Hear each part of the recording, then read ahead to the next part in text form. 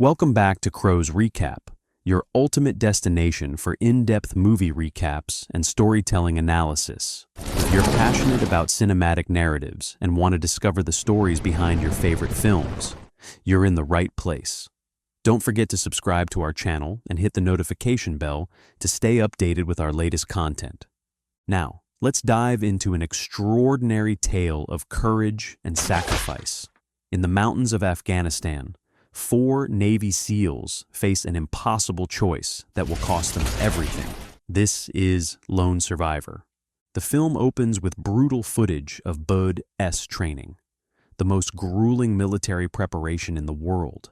We see candidates pushed beyond human limits during Hell Week, a 5.5-day crucible of freezing water, constant physical torture, and relentless psychological warfare. Only 25% of those who start will finish. These are the best of the best, forged in hell itself. June 2005. Afghanistan is a battleground controlled by the Taliban.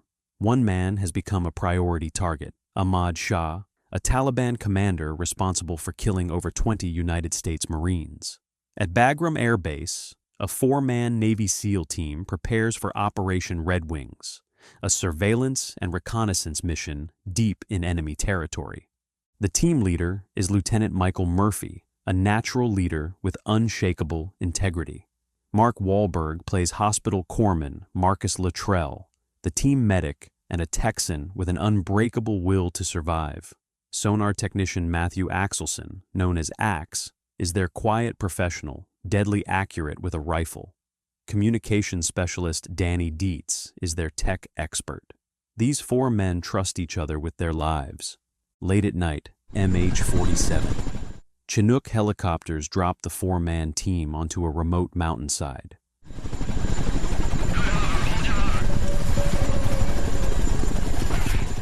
The mountains are unforgiving, with steep cliffs and dense vegetation. Communication is already a problem. The team's satellite radio can't establish reliable signal through the mountains. After hours of grueling movement, they reach their observation point and spot Ahmad Shah surrounded by armed fighters. Mission accomplished. Now they need to call it in, but the radio still won't work. Then everything changes. 3 Afghan goat herders stumble directly into their position.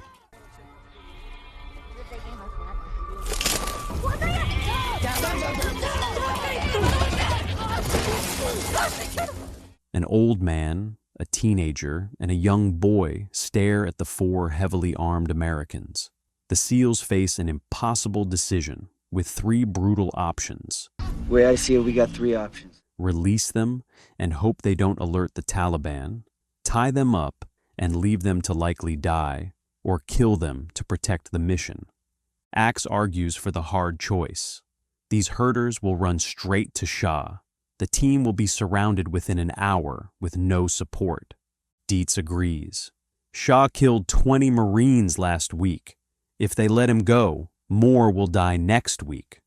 But Luttrell wrestles with his conscience. He can't murder an unarmed child. They are unarmed prisoners. He also knows the media will crucify them. CNN doesn't care about rules of engagement, he says. SEALs kill kids. That's the story. Forever. Murphy makes the final call. They'll follow the rules of engagement. They're not murderers. They'll release the herders, abort the mission, and get to the extraction point as fast as possible. It's the moral choice. It's also the choice that will kill them. The moment the herders are released, the teenager runs straight down the mountain. The SEALs pack their gear and move fast. They have maybe an hour before all hell breaks loose. They don't even get 30 minutes. The Taliban appears like a swarm from 3 directions. Dozens of fighters armed with AK-47s and RPG-7s. The SEALs are outnumbered at least 10-1. What follows is one of the most brutal combat sequences ever filmed.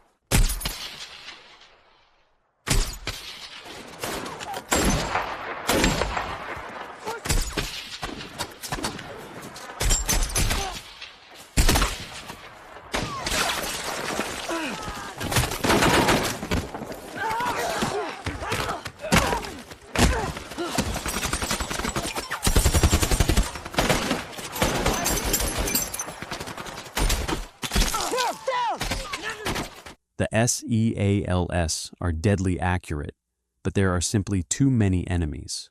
Dietz is hit first, a bullet to his shoulder, then another to his stomach. He keeps fighting. They all keep fighting. Pinned down and taking casualties, Murphy orders them to fall back down the mountain. Back! We're falling back! You mean fall off? The only way down is to jump. They leap off cliffs, tumbling through the air and crashing through trees and rocks. Each fall is more devastating. Luttrell later described falling off cliffs 7 times. Bodies slam into rock and wood with sickening impact. Dietz is barely conscious, fading in and out, shouting questions that give away their position. Murphy and Axe jump off another ledge. Luttrell tries to carry Dietz down, but Dietz takes another bullet. Luttrell loses his grip and tumbles forward, crashing below.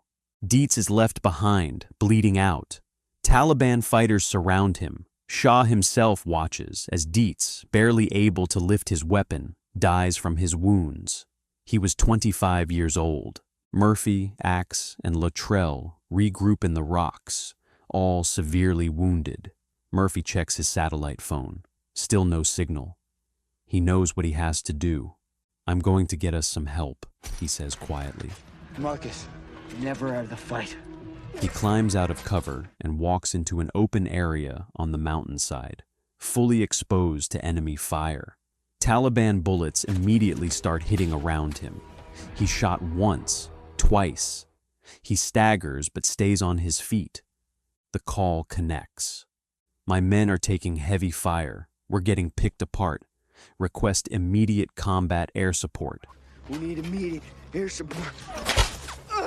He provides their coordinates. Another bullet hits him.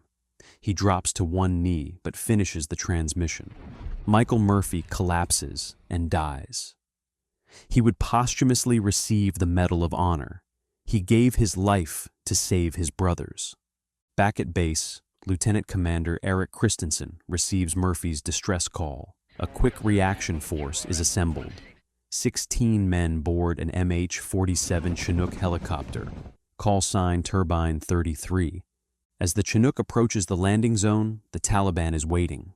An RPG streaks up from the trees and enters through the open rear ramp. The helicopter rolls and plummets from the sky, crashing in a massive fireball. All 16 men are killed instantly. It's the single largest loss of life for naval special warfare since World War II. Now it's just Luttrell and Axe against an army.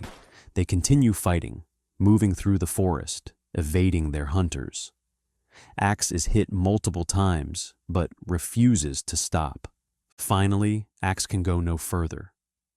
He takes cover and tells Luttrell to keep moving. Luttrell refuses to leave, but Axe insists. Luttrell crawls away as Axe makes his last stand. Taliban fighters close in. Axe kills several before bullets strike him in the chest and head.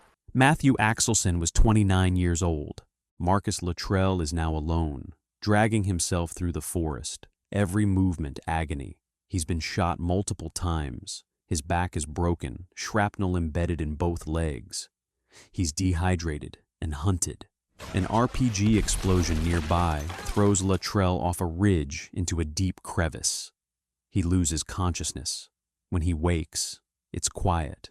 The Taliban thinks he's dead. After crawling for miles, leaving a trail of blood, Luttrell collapses near a stream. When he wakes, 3 Afghan men are standing over him. They're villagers from Sabre, a small Pashtun community. One is Mohammed Gulab, a man with kind eyes and a strong presence.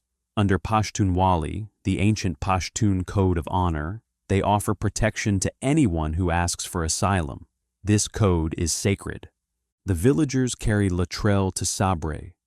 Gulab's home becomes his sanctuary.